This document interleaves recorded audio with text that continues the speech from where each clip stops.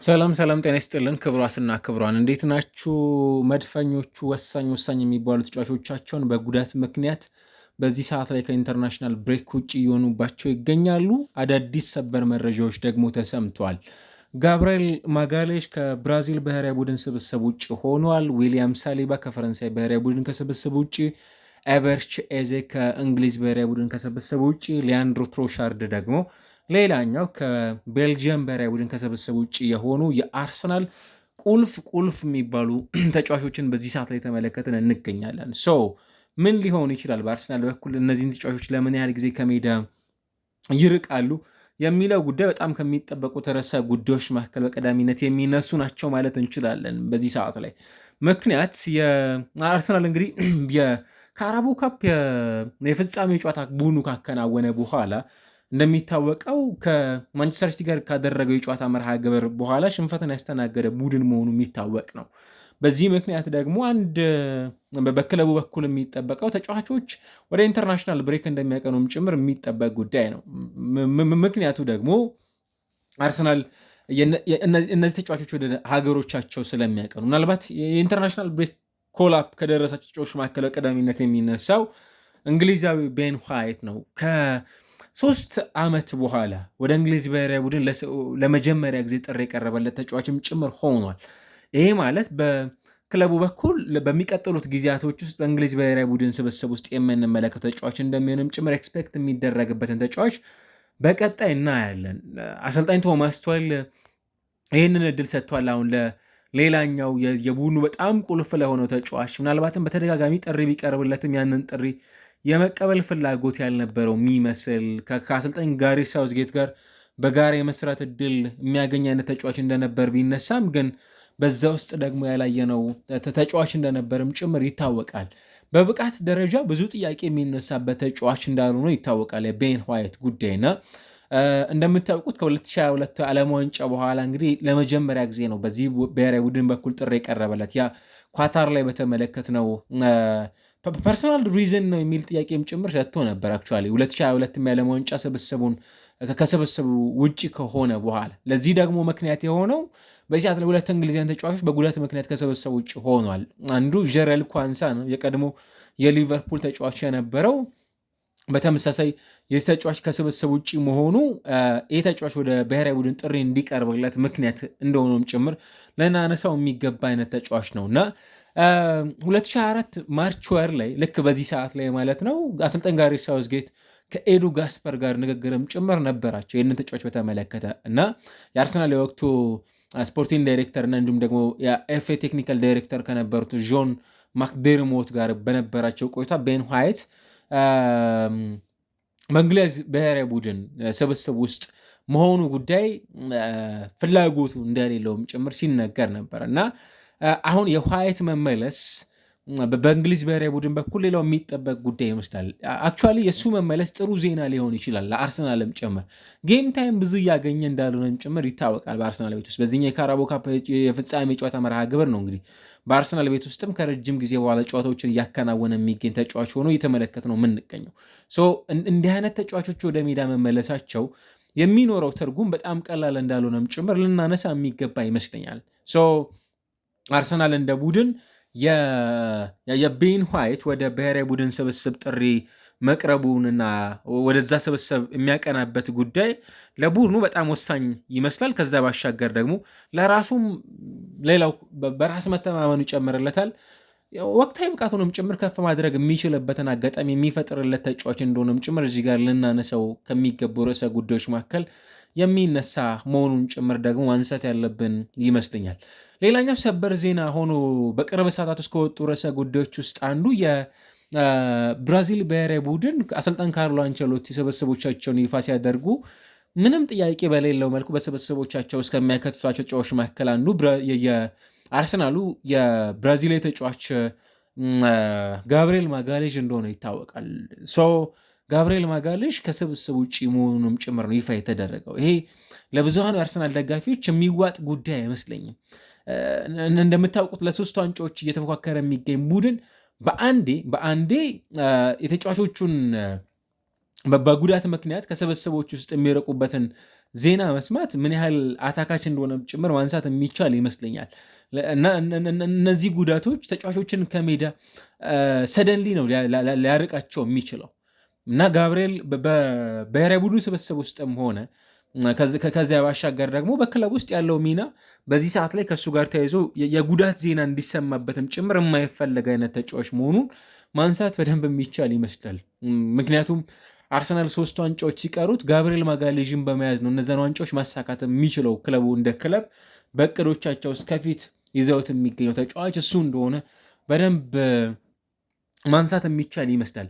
አሁን የእሱ 5ኛው የአርሰናል ተጫዋች ሆኗል። እንግዲህ ከኢንተርናሽናል ይሄ ከብሔራዊ ቡድን ስብስቦች ውጭ ሆኖ የተመለከት ነው የሚገኘው።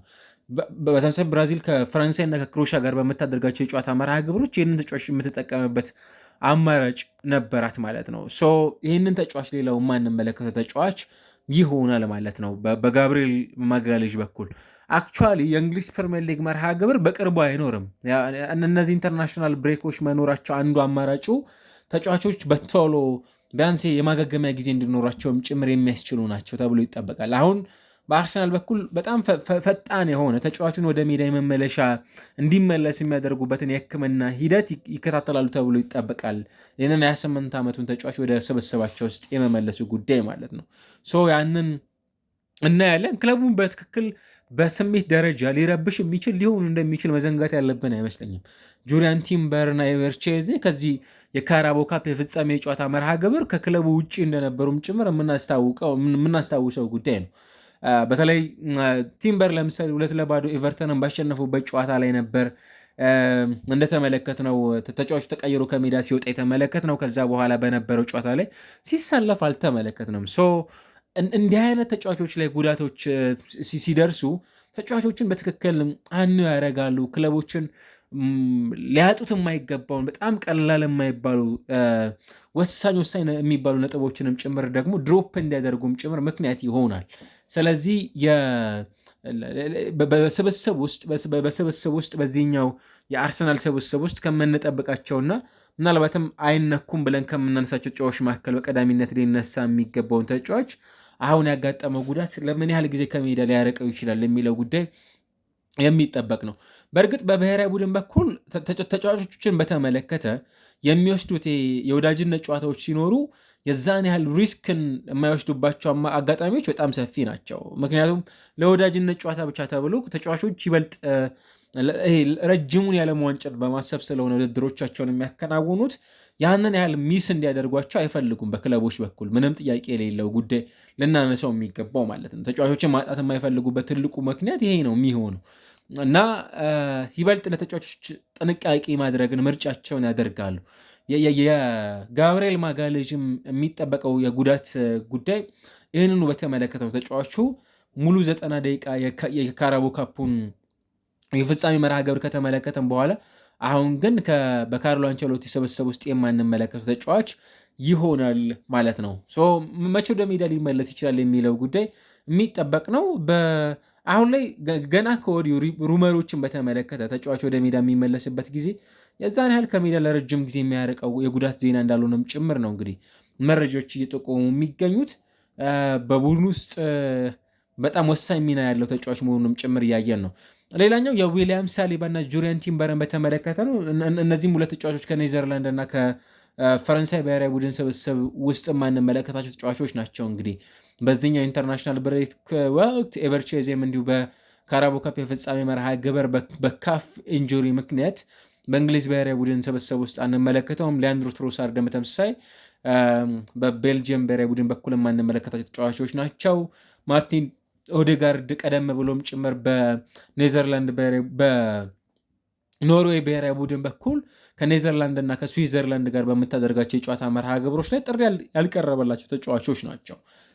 እነዚህን ስናይ ቡድኑ እነዚህን ተጫዋቾቹን በቶሎ እንዲመለሱለት የሚፈልግ ክለብ መሆኑን መዘንጋት አይኖርብንም አይደለ? በጣም ትርጉም ያላቸው ተጫዋቾች ናቸው። ለክለቦቻቸው ወሳኝ ሚና መጫወት የሚችሉ የቡድኑ ቁልፍ ተጫዋቾች መሆናቸውን ደግሞ የማንዘነጋቸው አይነት ተጫዋቾች በስብስብ ውስጥ እናያለን ማለት ነው። አርሰናል እነዚህ ቁልፍ ተጫዋቾች የተደበላለቀ አይነት ስሜት የሚሰማበት በዛ ያለው ግን በአርሰናል በኩል በዛ ያለው ተጫዋቾቹ በጉዳት ምክንያት ከኢንተርናሽናል ብሬክ ውጭ እየሆኑባቸው የሚገኙበት አጋጣሚዎችን መስማቱ ይመስለኛል ትንሽ ቻሌንጅ እያደረገ የሚገኘው። ፕሪሚየር ሊግ አለመኖሩም ደግሞ መዘንጋት ያለብን አይመስለኝም። ተጫዋቾች በቶሎ ወደ ሜዳ መመለስ የሚችሉባቸውን እድሎች የሚፈጥርላቸው መሆኑን የሚያሳይ ቆይታዎችን የምናይባቸው ቀጣይ የጨዋታ መርሃ ግብሮች በክለቡ በኩል የሚጠበቁ የፕሪሚየር ሊግ መርሃ ግብሮችን እንድንከታተል የሚጋብዝ እንደሆነም ጭምር ማንሳት የሚኖርብን ይመስለኛል። አሁን ባለው ሁኔታ የእነዚህ ተጫዋቾች ወደ ሜዳ መመለስ ቡድኑን በተመለከተ ትልቅ ትርጉም የሚሰጡ ተጫዋቾች ናቸው። በነገራችን ላይ ሜዳ ውስጥም በተመለከተ ለቡድኑ ከዚህኛው የካራቦ ካፕ የጨዋታ ፍጻሜ መርሃ ግብር በኋላ አርሰናል በእንግሊዝ ፕሪሚየር ሊግ የሚያከናውናቸው ጨዋታዎች በጣም ቀላል የሚባሉ አይደሉም። በጣም ቁልፍ የሚባሉ የጨዋታ መርሃ ግብሮችን የሚያከናውን ቡድን ነው። ምንም ጥያቄ የሌለው በትልቁ የምናነሳው ከሳውዛምተን ጋር በኤፍኤ ካፕ መርሃ ግብር ጨዋታውን ያከናውናል። ከዛ ወደ በሻምፒየንስ ሊግ በስፖርቲንግ ሜዳ የመጀመሪያውን ዙር ጨዋታ ያከናውናል።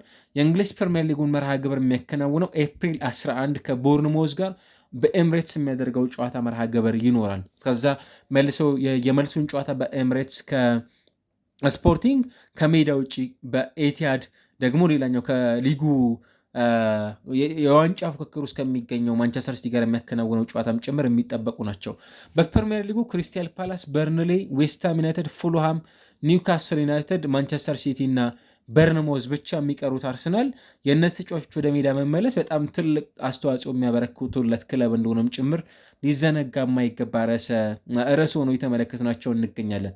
አንዳንዶች እንግዲህ ለምሳሌ የሳሊባን ጉዳትን ተከትሎ ላክሮክስ በዚህ ተጫዋች የሚተካ ተጫዋች ይሆናል ማለት ነው በሰበሰባቸው ውስጥ ቡድኑ የእነዚህ ተጫዋቾችን በቶሎ መመለስ ዊሽ ያደርጋል አይደለ? በጣም አስፈላጊ የሚባሉ ተጫዋቾች መሆናቸውን ደግሞ መዘንጋት ያለብን አይመስልም። ትልቅ ለክለቡ ብቻም አይደለም በፕሪሚየር ሊጉም ጭምር ጥራት ስላላቸው ተጫዋቾች ስለሆነ የምናነሳው አርሰናል በጣም የሚፈልጋቸውን ተጫዋቾች በክለብ ውስጥ በቶሎ እንዲመለሱለት ዊሽ የሚያረግ ክለብ መሆኑንም ጭምር እንመለከታለን ማለት ነው። በቀጣይ ራሱ ማርቲን ኦዴጋርድም ጭምር ተመልሰው የምንመለከታቸው ተጫዋቾች ይሆናሉ ተብሎ ይጠበቃል። ምናልባት እንደ መጨረሻ መረጃ ያህል አሰልጣኝ ሚኬል አርቴታ በተለይም ኬፓ አሪዛባላጋን በተመለከተ ሰዎች ጥያቄ እያነሱበት የሚገኝ ግብ ጠባቂ ሆኗል። ለምሳሌ በክለብ ውስጥ እያነሱት እንደሚገኝ እንደነ ጄሚ ካራገር፣ ጄሚ ሬድናፕ እና ኢያን ብሬት ይህን በአሰልጣኝ ሚኬል አርቴታ የኬፓ አሪዛባላጋን በካራቦ ካፕ የፍጻሜ መርሃ ግብር እሱን ቀዳሚ ምርጫ አድርገው ወደ ሜዳ ማስገባታቸው ትክክል እንዳልሆነም ጭምር ሀሳቦቻቸውን እያነሱ ይገኛሉ። ኬፓ በተለይ በሜዳ ውስጥ ያሳለፈው በጣም ደካማ የሚባል ኳሶችን ኮንትሮል የማድረግ ድክመቱ ትክክል እንዳልነበረ በሜዳ ውስጥ አርሰናልን ዋጋ እንዳስከፈለውም ጭምር በርካቶች የሚስማሙበት ርዕሰ ጉዳይ ሆኗል እና እንዲያውም አሰልጣኝ ጄሚ ሬድናፕ ሌጀንድ ማለት ናቸው። እሳቸው ምን አሉ? የአሰልጣኝ ሚኬል አርቴታ ውሳኔ በጣም በትልቅ ሰዓት ላይ ዋጋ ያስከፈለው እንደነበረም ጭምር ሀሳባቸውን ያጋሩበትን ቆይታ ተመልክተናል። ነገር ግን በኬፓ አሪዛባላጋ ያንን ውሳኔ በመወሰኑ ደግሞ አሰልጣኝ ሚኬል አርቴታ ብዙም እንደማይጸጸት እንደማይቆጭም ጭምር ሀሳቡን አስተላልፏል። እነዚህ ተጫዋቾች በቀጣይ በቡድን ውስጥ እንዲመለሱ ኤክስፔክት ይደረጋል። ምን ሀሳብ አላችሁ? ልታጋሩን ትችላላችሁ።